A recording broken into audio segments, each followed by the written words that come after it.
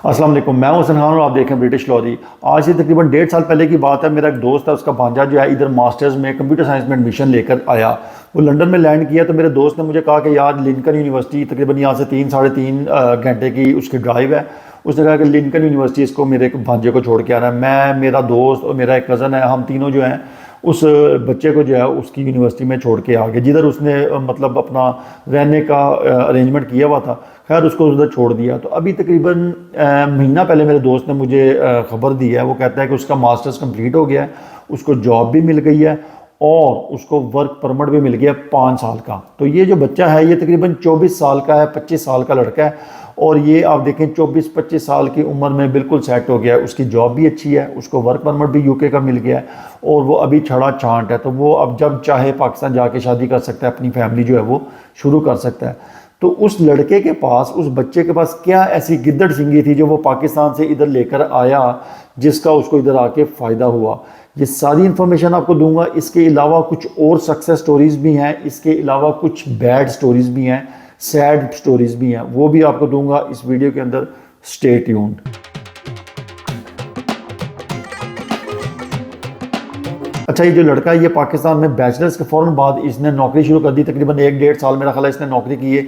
जब तक इसका मास्टर का जो प्रोसेस है वो चल रहा था, इधर एडमिशन का, वीज़ा वगैरह का प्रोसेस चल रहा था, इसने उधर जॉब की और कोई स्किल्स हासिल की है। जावा डेवलपमेंट में इसने काम किया, फिर उसके अलावा रिएक्ट जेएस में काम किया। जो आईटी की फील्ड वाले हैं उनको पता है कि मैं किस चीज़ के बारे में बात कर रहा हूँ। खैर इसने उधर नौकरी की और जब एडमिशन हुआ इधर आ गया। अब इसने मास्टर्स किया और अपने एक्सपीरियंस की बेस पे इसको जॉब मिल गई। तो इसी तरह मेरा जो दोस्त है जिसका ये भांजा है, वो भी आज से काफ़ी साल पहले इधर स्टूडेंट आया था, इधर आके उसने मास्टर्स किया और उसको नौकरी मिल गई। वो भी पाकिस्तान से नौकरी करता हुआ आया था, यानी कि उसके पास भी 3-4 साल का एक्सपीरियंस था। फिर जो मेरा कज़न है वो भी पाकिस्तान से काफ़ी ज़्यादा एक्सपीरियंस यानी कि आईटी की फील्ड में लेकर आया। इधर आते ही उसको नौकरी मिल गई और अब उसने 2 घर बना लिए और गाड़ी शाड़ी सब कुछ है उसके पास। अगर मैं अपनी एग्जांपल दूं, मैं भी पाकिस्तान से नौकरी करता हुआ आया था। 3-4 साल का या 4.5 साल का मेरा ख्याल मेरा एक्सपीरियंस था। मैं इधर आया, इधर आके मुझे नौकरी मिल गई, घर भी बना लिए, गाड़ी भी ले ली, सब कुछ हो गया सेट।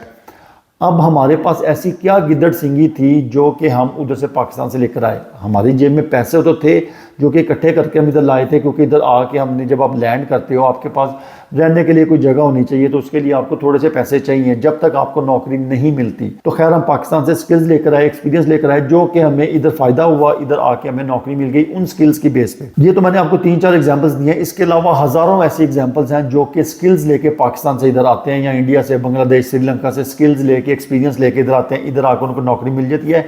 कई को तो अपने घर में बैठ के ही नौकरी मिल जाती है और वो इधर सीधा जॉब पे आके लैंड करते हैं। अभी मेरे से एक लड़के ने रब्ता किया, कहता है मेरे पेपर्स रेडी हैं, मेरी वाइफ के पेपर्स रेडी हैं, तो मुझे आप जो है वर्क परमिट अरेंज करके दे दो। और भाई मैं आपको इन्फॉर्मेशन देता हूँ वीज़े की, कि वीज़े के क्या रूल्स आजकल चल रहे हैं। मैं वर्क परमिट अरेंज करके नहीं देता, मैं किसी को स्पॉन्सर अरेंज करके नहीं देता। तो प्लीज़ आप मेरे से ऐसे सवाल मत पूछें।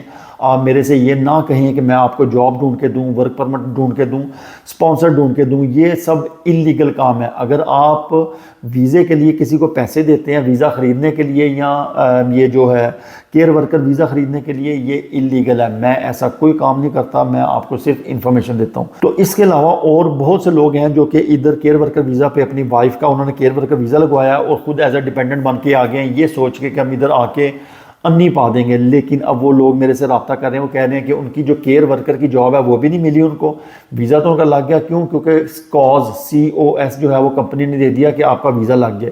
लेकिन जब आप इधर आए उन्होंने कहा हमारे पास काम नहीं है, तो आपकी मर्ज़ी है, आपने हमारी शिकायत करनी है, शिकायत कर दें, हमारा जो केयर होम है वो बंद होगा, उसके साथ आपका वीज़ा भी कैंसिल हो जाएगा। वो लोग परेशान हो गए, ना उधर के रहे ना उधर के रहे, क्योंकि उन्होंने 50-50 लाख, 60-60, 70-70 लाख रुपया पाकिस्तान से खर्च के इधर आए हैं, घर बेच के इधर आ गए।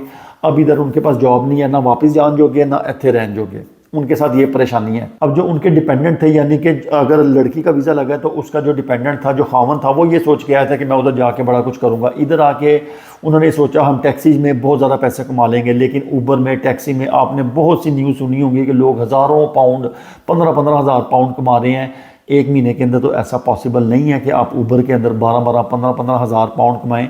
इसकी जो रियलिटी है उसके बारे में यूट्यूब पे हज़ारों के हिसाब से वीडियोस लोगों ने चढ़ाई हुई हैं कि ऊबर पे कितने पैसे बनते हैं और कितना टैक्स कटता है और आपके पास एंड पे कितने पैसे बचते हैं। अगर तो कोई ये सोच के है कि मैं ऊबर चला के इधर कोठियाँ बना लूँगा, पाकिस्तान में भी कोठियाँ बना लूँगा, तो ऐसा पॉसिबल नहीं है। पाकिस्तान से आप जो पैसे जेब में भर के लेकर आएंगे, अगर तो आपके पास स्किल्स हैं तो उन पैसों का आपको फ़ायदा है, वो बच जाएंगे। लेकिन अगर आपके पास स्किल्स नहीं है तो वो जो जेबें भर के आप लाए हैं ना, वो भी फारग हो जाएंगी।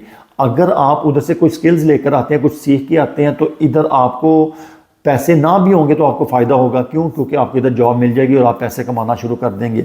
अगर आप आईटी की स्किल्स नहीं भी आपके पास, प्लम्बर हैं, अगर आपने प्लम्बिंग का काम किया है, इलेक्ट्रीशियन का काम किया है, इसके अलावा अगर आप तरखान थे उसका काम किया, वुड वर्क का भी इधर काफ़ी ज़्यादा काम चल जाता है। अगर आप मिस्त्री थे, आप वो ईंटें शीटें जो है वो दीवारें खड़ी कर लेते हैं, वो भी तरह का काम चल जाएगा। लेकिन अगर आप सादे मजदूर हैं, कोरे कागज़ हैं, आपके पास कुछ भी नहीं है, तो आपके साथ इधर काफ़ी ज़्यादा मुश्किल होने वाली है। अब केयर वर्कर से रिलेटेड मैं बताता हूँ कि जो लोग इधर ये वीज़े ख़रीद कर आए थे कि इधर आके हमें नौकरी मिल जाएगी और हमारा काम चल जाएगा, उनको नौकरी तो नहीं मिली, क्योंकि कंपनियों ने कहा हमारे पास जॉब नहीं है, आपने जाना है तो जाएं, वरना 60 दिन, अगर हमारी लाइसेंस कैंसिल होगा कंपनी का, तो आपको 60 दिन मिल जाएंगे। 60 दिन के अंदर अंदर आपको नया एम्प्लॉयर ढूंढना पड़ेगा, वरना आपको पाकिस्तान वापस जाना पड़ेगा।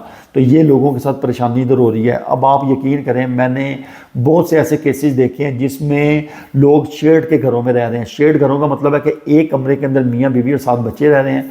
जो दूसरा कमरा है, जो दूसरा बेडरूम है, उधर कोई और फैमिली रह रही है। लेकिन लाजमी नहीं है कि आपके साथ फैमिली रह रही है। कई ऐसे लोग हैं जिनके साथ छड़े छाड़ लड़के रह रहे हैं। जो तीसरा बेडरूम है उधर भी छड़े छाड़ लड़के रह रहे हैं, और जो बाथरूम है वो शेड है।